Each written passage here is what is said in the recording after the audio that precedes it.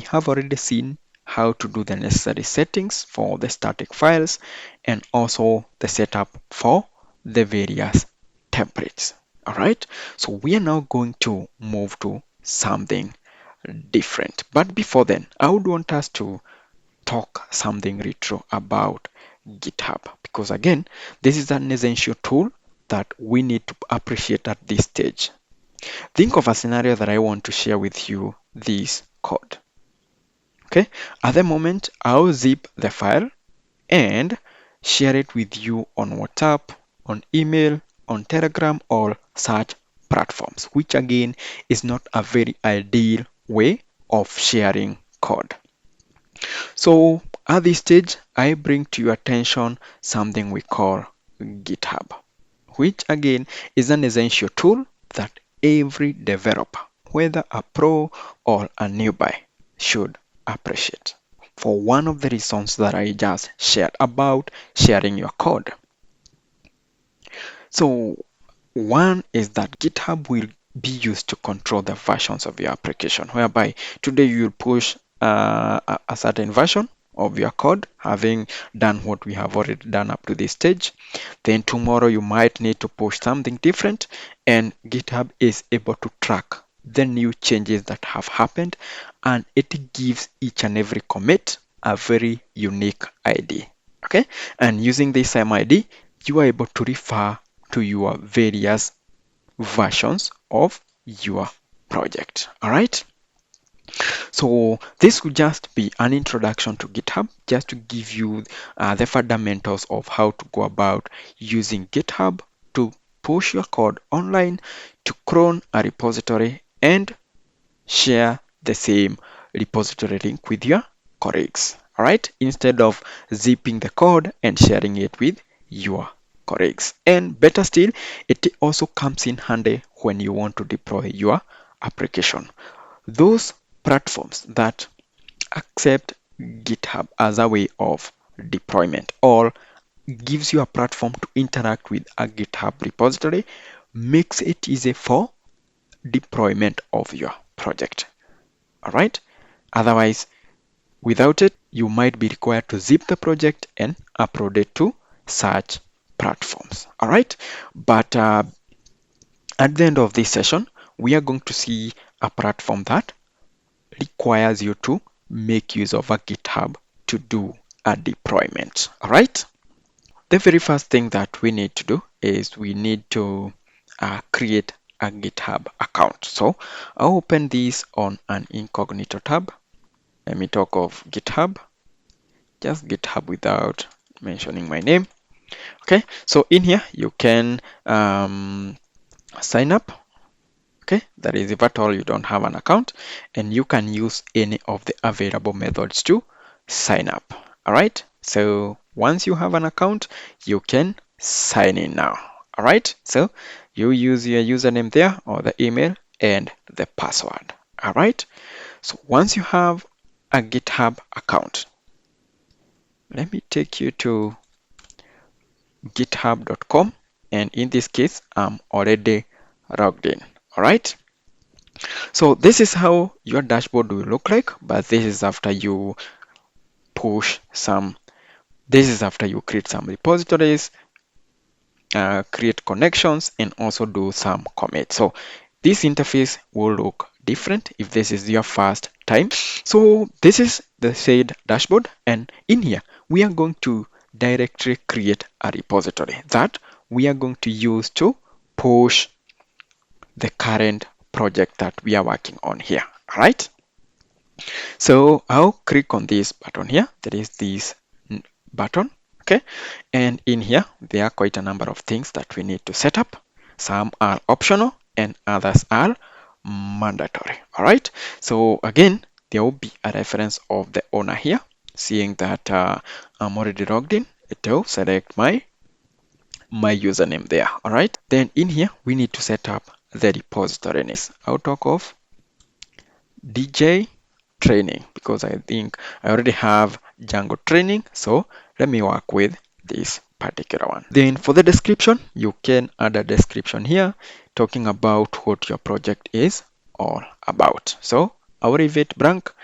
And all these other options, I'll leave them blank as well. But for this particular one, if you want to create a private repository, this is the section where you can set it to private. Otherwise, for public repositories, anybody with the link can be able to check out your code. And better still, they can also be able to search for that repository. All right. Then let's just proceed and click create repository. Okay, so a repository is created here, and we are given some commands here to help us get started with pushing our code. So we are going to go through each of these commands. All right, so the very first one, we need to copy this, and using the terminal or your command prompt, while under the base directory of your project, we need to execute this command. Okay, so what this command does is that it will create a readme.md file and add this line. All right, and what is the use of a readme.md file? So this is the file that you are able to add in a description of your project. In that, for instance, for a Django project, you can add some instructions on how to go about deploying that application, and also trying to define what the project is all about, maybe mentioning the features and all that. Okay, so it is a key file that also allows you to add different formats to the text that you put in there. All right, and we can be able to view that here. Okay, so there is this file that has been created.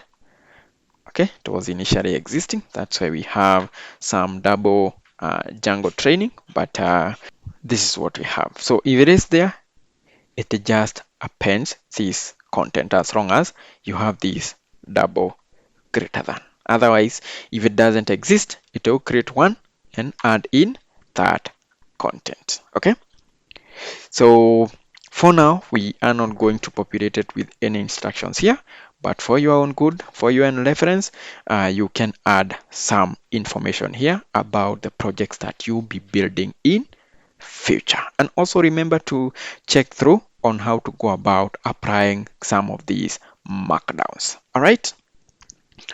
Okay. The next thing is initializing a Git repository. All right. So there is this git init command, and what it does is that it initializes Git in this project, and this and a directory will be created that will be used to track the various changes that we create on our project. Okay, and this directory that is to be created, it is a hidden file. Hidden meaning that it starts with a dot. All right, so if we inspect to check if there is any hidden file, look, currently we do not have any hidden file. Okay, because as we said, a hidden file starts with a dot. Okay, so to initialize a repository, we are going to talk of git init. Okay, so we see that we get something here, and if I execute this command again, we see that we have a hidden file here, .git. We are not able to see it here, but using this command, we can be able to view it there. All right. Okay, so on to the next command. So we have git add readme.md file. So this is mainly meant to add the files that needs to be tracked. Now that we have already initialized Git, it's now time to add the files that we need Git to track. Okay, so in this case, we are given git add readme.md file, the file that we created here. Okay, but we do not want to just add a single file. We want to add all the files that we have here. So instead of talking about git add readme, we are going to add everything. And to add everything, we make use of that dot. Okay, do that and something will happen in the background. All right. So the next command is doing the very first commit. So in this one, we can just do that to confirm tracking of all those files that have been added, and a message will be attached. Okay, so this message, always ensure to add a message that makes sense here, mainly showing what has been changed, okay, or the feature that has been added. Again, this should be a brief message. All right, so for now, we are going to talk of that being the very first commit. Okay, it will now start tracking all those files. So the next command is declaring the branch. Okay, so for now, we just have a single branch that we want to work with, and that's the master branch. So that's a command to declare that. Of course, in future, you may need to work with different branches. Okay, maybe you wanted to test a new feature before it is merged into the master branch. You can first push it or have the new feature under a new branch. And once you're happy with that feature, then you can merge the new branch and the master branch to one code. All right, so in here we have declared that we want to use the master branch. All right, so the next command is meant now to link the local repository with the online repository that we created. Okay, so that's a command to do that. All right, and of course this will be saved in some file that is already tracking the changes, so that whenever we want to push new updates, it will always use this particular link. All right, then finally, it is the last command that will be used to push our code. All right, and remember, this is what we have, and even if we reload, we do not have code yet here, but this very last command here is meant to push our code to GitHub. All right, so press that and give it time to complete. We see that after some seconds, and of course, depending with how heavy your project is, then our project has been pushed to a GitHub repository. All right, so if we come back here, reload, we see that we can see our project here. All right, okay, so something else we should note is that before pushing your project to GitHub, you should not push the directory with your virtual environment.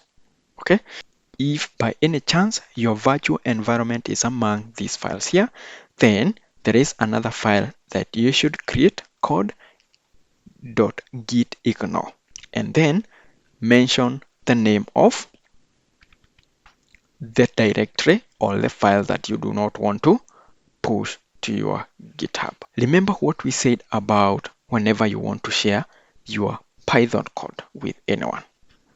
Okay, do not share your virtual environment, but instead populate a file named requirements.txt with the names of the dependencies that you have used in your project, so that once they receive the project on the other end, they can always create their own virtual environment and do the installation of the libraries. All right, so that is something that we have missed as we did our very first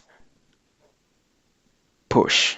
All right, so we can then do that and see how to make update, because this is the very first commit, and we have seen that we had quite a number of commands that we needed to execute. Okay, so let's create a .gitignore here, file .gitignore.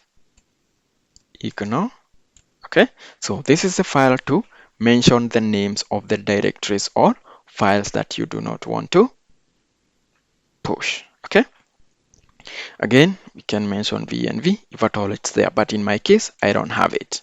Okay, then the next thing is to populate a list of the requirement.txt here. So I'll have pip freeze. I hope we remember how to do it.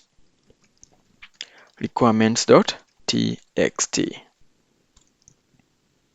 Okay, so this is the file, and we can see we only installed Django, but Django works together with its dependencies here. So that's why we see we have around 5 dependencies. So it is usually a very good practice to do a cleanup and only be left with the dependencies that you installed.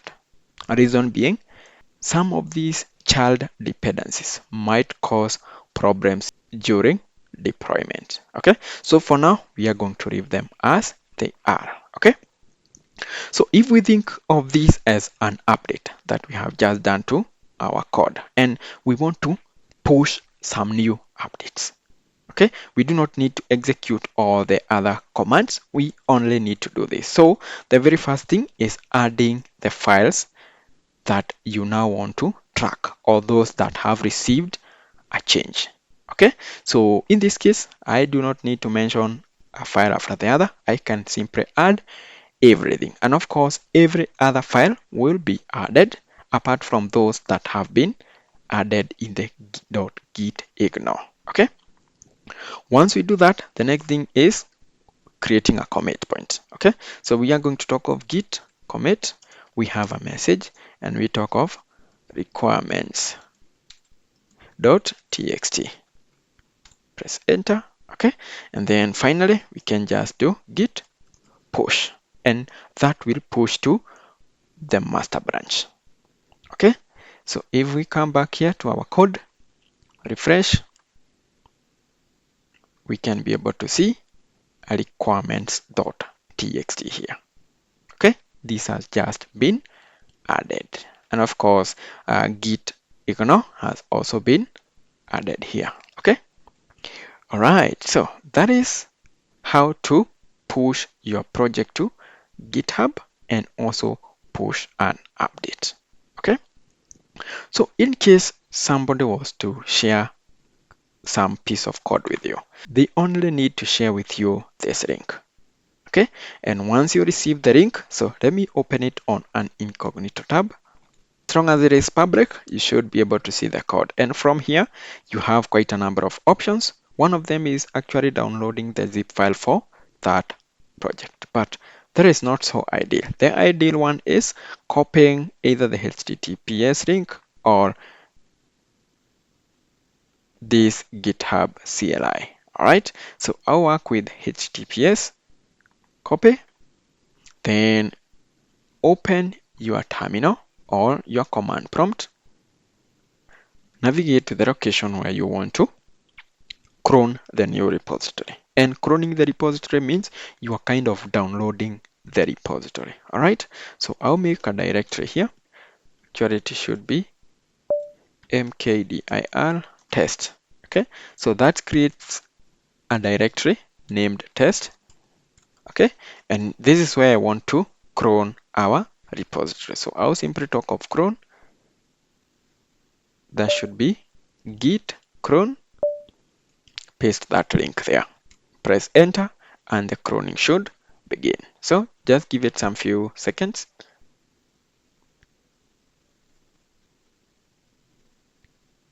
Okay, so if I do ls, we see we have DJ training. So I can navigate to that directory, do ls here, and in here I am able to see the files for my project. So from here, I can do the necessary updates, or even if it means reviewing the code, I can be able to do that. All right. And that's simply the introduction to GitHub. There is so much that you can achieve with GitHub, but for now, that is all I wanted you to know for now. All right.